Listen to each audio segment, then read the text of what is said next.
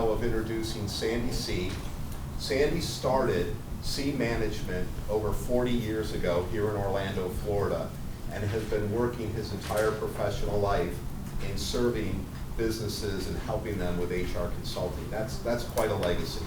So Sandy's organization works with clients nationwide, so it's not just here in Central Florida. And in addition to doing that for his professional career, Sandy also plays the dobro, the guitar, and the banjo. So with that, please welcome the multi-talented Sandy Seay. Thank you very much. Thank you. It's so good to be with everybody today. I really appreciate the opportunity to talk with you. So interested in hearing about what's going on at Valencia. I've had the privilege of teaching the humanities at Valencia at some point in the past. And I remember hearing Dr. Sandy Sugar talk. Y'all remember Dr. Sugar when he was here. And he said that anybody, as we were talking about earlier, anybody can learn anything under the right set of circumstances. And so he was talking about that with a group of teachers, and one of the teachers of German stood up and said, Dr. Schubert, German is a very difficult language. And there are some people that just can't learn it. It has long words and sentences, and sometimes the sentence structure is different, and the verbs at the end, and there are just some people that cannot learn to speak German. And Dr. Schubert replied, well, how fortunate for those people that they were not born in Germany. So everybody, we can all learn, and what I want to learn now from Jessica is how to turn this slide thing. Oh, yeah. We're doing the roller, Jessica? Yeah. Down. Oh. I need that college education to come in handy. Good. All right, so I'm going to talk with you about personality temperament today. And I want to ask you, have you ever wondered why people act like they do? Why do people behave as they do? Some people who come to work in the morning are just self-starters right out of the gate. They come in, they generate a lot of energy, sometimes nuclear energy, sometimes intimidating energy. They just, boom, there they are. Other people are not. They start more deliberately and take it a step at a time. Some people love detailed work. I've got a buddy of mine that's an accountant. How many of you all are accountants here today? A couple of you. I got a buddy of mine that's an accountant. He loves when tax season comes because he loves the Excel spreadsheets and the detail, and he just loves it. Other people don't. Other people want to give the detail to someone else. Why is that the case, I wonder? Some people are people. And I think we have a lot of y'all here today. A person who has never met a stranger, a person that's easy to be around, a person that generates a ton of goodwill and makes you feel good, and loves to be with other people. Why is that the case? Other people prefer to work alone or maybe with a small group and don't like to be in a social setting of any kind. Why is that the case? Some people are quick on the trigger when it comes to making decisions. I bet most of you all are like that because you're CEOs, most of you are. And you want some information, but you don't need all the information. You just need enough information to make a decision. And other people are just really deliberate about that, and they just never feel as if they have enough information to make a decision. Why is that the case? And the answer is that it has to do with something called personality temperament. Now, how many of you all in here have ever taken an assessment, a DISC profile, or one of the others? Good. So you know what I'm talking about, a personality temperament. There are 4 of them, and we each have a dominant personality temperament, but we have degrees of others as well, and that's called our working style. Everybody has it. What I want to say is that all of your employees and all of your candidates for employment all have personality temperaments. We can call it working style at work if we want to. But they're all different from each other, and the extent to which we manage them and make decisions and interact with them has to do with their personality temperament. An example is coming back to work after being gone a long time, working remotely. We have this discussion among so many people because we've been away and now we're coming back, and how do we manage coming back? People come back to work with respect to their personality temperament. We all work in concert with our personality temperament. For example, a person who is a people person, what we call sanguine, I'll talk a bit more about that in a moment, who's a people person will can't wait to get back to work. Wants to come back to the office, to be around other people, that get a cup of coffee and tell stories. Singers love to tell stories and get close to you and touch. And so those people really want to come back to, you will have no trouble getting those people back into the office. However, people that would prefer to work alone with a small group, I'm not so sure they want to come back this quickly. The perfectionistic personality temperament comes with a very skeptical database. And the perfectionistic wants to make sure things are right, and so that person is going to be a little bit more skeptical about coming back to work. The hard-charging type A can't wait to get back to work, because the hard-charging type A wants to come in and start giving orders and tell people what to do to accomplish the goals and objectives that he or she wants to meet. And so what I want to say to you is that one size doesn't fit all when it comes to coming back to work, because of this business of personality temperament. You all have a specific personality temperament, and you will work in concert with your personality temperament at work and also out of work. Now, there are three things we think about when we consider why people behave as they do at work. Experience and qualifications are very important. Character is very important. Character, Aristotle tells us, is how we act when no one is looking. You can test that out on I-4 during rush hour sometimes when somebody cuts you off. But today we want to talk about personality temperament. And so personality temperament can be measured in a number of different ways. I'm going to talk about the DISC profile today because that's the one that I use. How many of you all use the DISC or have had the DISC? Yeah, many of you have. Good. That's the one that I use because I believe it gives good balance, but it's not the only one, and here are some others that you could use as well. The predictive index is a very good one. There's something called the personality inventory that's been around a while, but it's pretty good. Personality plus techniques is one of my favorites. That's Florence Littauer out in Los Angeles, mostly from a Christian perspective, but it's very, very good. There are color-coded personality assessments. Are you red or are you blue? There are animal personality assessments. Are you a lion or are you something else? Yeah. I'm not so sure they're so hot in the workplace, but they're there, and so we should know about them. Myers-Briggs is the Rolls Royce. It's been around forever, and it's very, very good, but it's very comprehensive, and you got to really devote some time and effort to the Myers-Briggs if you get involved with that.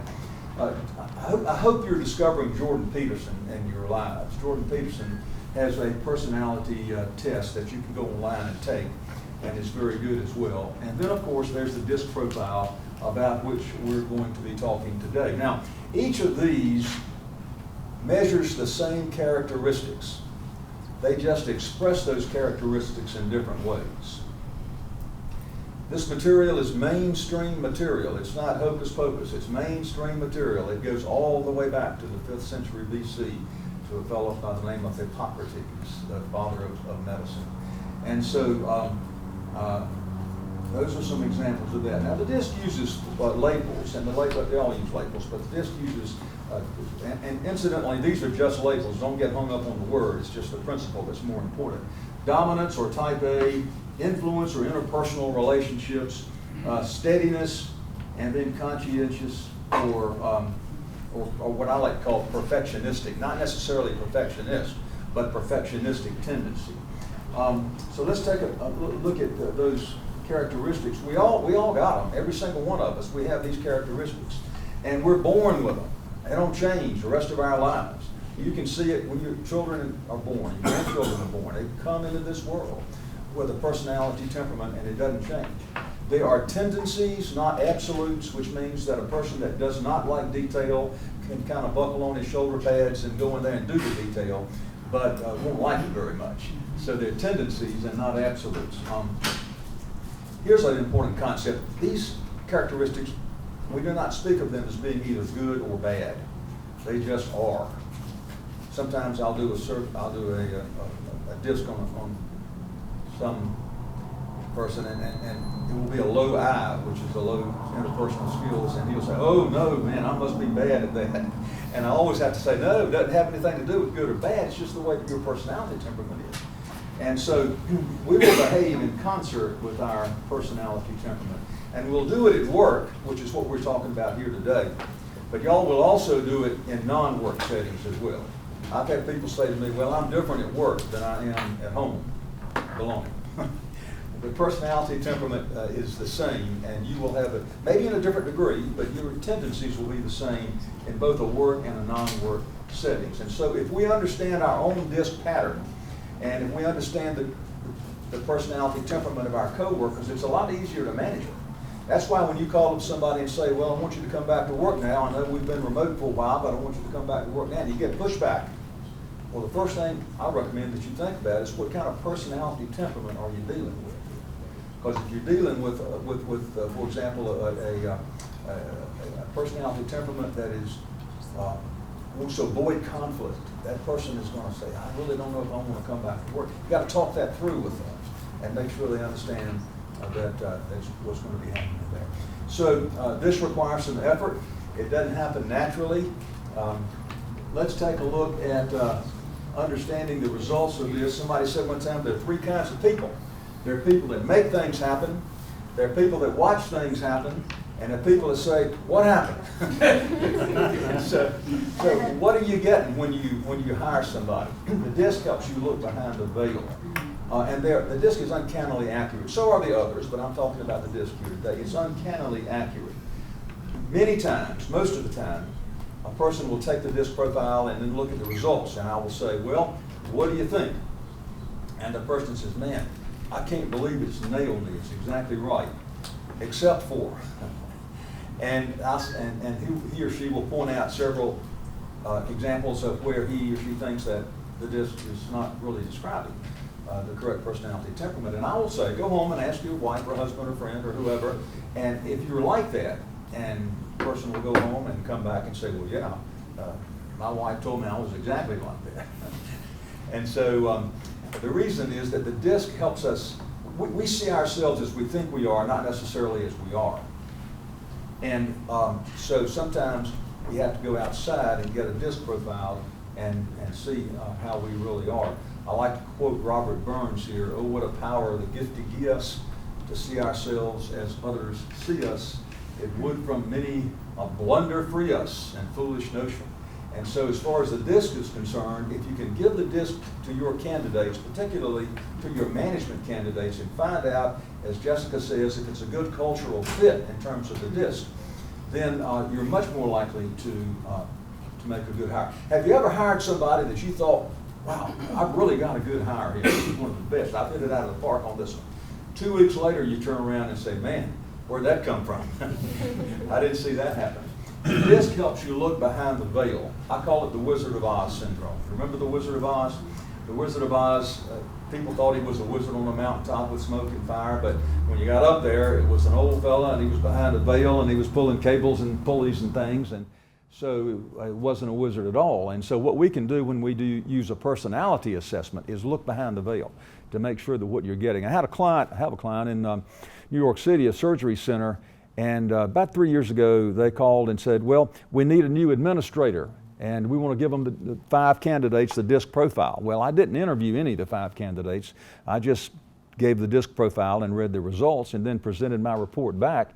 And the last fellow on the list, I said, you know, I don't know this person, but his DISC profile indicates that he's a maverick, that he won't follow protocol, and he makes everybody mad. And they said, oh no, man, this guy's got great experience. He's worked at the hospital here in New York. He knows all these people. We want to hire him. So they hired him. 2 months later, they called me back and said, Sandy, we had to let the fella go. And I said, why'd you have to let him go? He said, well, he was a maverick. He won't stay in the lanes, and he makes everybody mad. And so the DISC does not lie. The personality temperament does not lie. And so it helps us to look behind the veil. The 4 characteristics are dominance, or what I call a type A personality, hard charging type A, comes into the office loaded for bear, motivated by accomplishment and achievement. Much we could say about all of these if we had more time. But it's important to know that most managers and executives are hard charging type A's. Most managers and executives are hard charging type A's. Supervisors make good, type A's make good frontline supervisors. In America, 40% of the general population is a type A, but 90% of the executives and managers are type A. So if you're a CEO, executive, or manager, the odds are really good you got a pretty good dose of type A. Now, the interpersonal skills are people that really like to be around other people, and they're very good at jobs that require interpersonal relationships, things like customer service and things like patient care and customer care, things of that nature. You do not want a hard-charging type A in a customer care situation. That's where the disc comes in handy to help us out. And you do not want a people person in an accounting position. Never getting a job done. They're always talking to people. Where are your grandchildren? Who's going to bring the brownies? You know? So the steadiness, whoops, Jessica. There you go. Steadiness, yeah. Another term is phlegmatic, like a locomotive, slow to start, slow to stop, but once you get them going, really good. One task at a time, no multitasking for this kind of personality, temperament. Very deliberate decision maker, never feels like he or she has enough information, avoids conflict at all costs. So if you say to this person, what is your opinion of your performance appraisal? What do you think the person would say? Whatever you think is okay with me. Really difficult to get an opinion because that creates conflict, you see. And then the conscientiousness, or as I say, perfectionistic personality temperament. You know, the motto of the high D type A is let's do it now, and let's do it my way. The motto of the perfectionistic is it's got to be right. And there's only one way for it to be right. And if it's not that way, it's not right. I got a buddy of mine that's a real high perfectionistic, and he takes his suits and he lines them up in his closet and left to right, and they're 2 inches from each other in the closet. Yeah. And see where you turn the lights on over here, the 2 screws, you know, he lines all his 2 screws up exactly perpendicular. We love to go to his house and unline his screws, and it drives him crazy. You know? Florence Littauer tells the story of she's very, very people person, and her husband was very perfectionistic, and she said one day she wanted to eat some grapes. And so she went to the refrigerator and got a clump of grapes out and started picking this one from here and this one from here, plumpest grape over here, next one plumpest over here. And she noticed her husband was looking at her. And her husband said to her, well, you know you're not eating those grapes right. She said, I didn't know you could eat grapes right or wrong. He said, yes, the way you eat grapes is you take a clump of grapes and you start at the bottom and you pick the bottom grape and you work your way up the clump. You say, this is what perfectionistic personality temperaments tend to do. It's got to be right. If it's not that way, it's not right.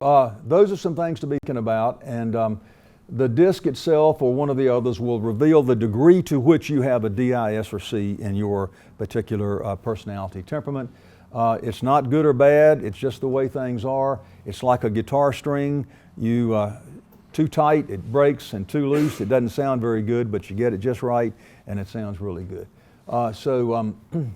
These are the goals of a personality temperament assessment: to have a better understanding of your own working style, to leave an understanding of the style of others, and to begin to think in personality assessment terms. So when you meet somebody, you immediately begin to think, oh, this is a people person, this is a type A. You can begin to identify people pretty quickly like that.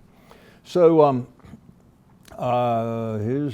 this is us. We've been around since 1966. I actually came down here, Casey, in 1981 from Virginia, and you can tell I have a South Brooklyn accent a little bit. And came down here from Virginia, and our firm has been around since 1960, and so we're not attorneys, we're management consultants, and we help with human resources management policy and procedure.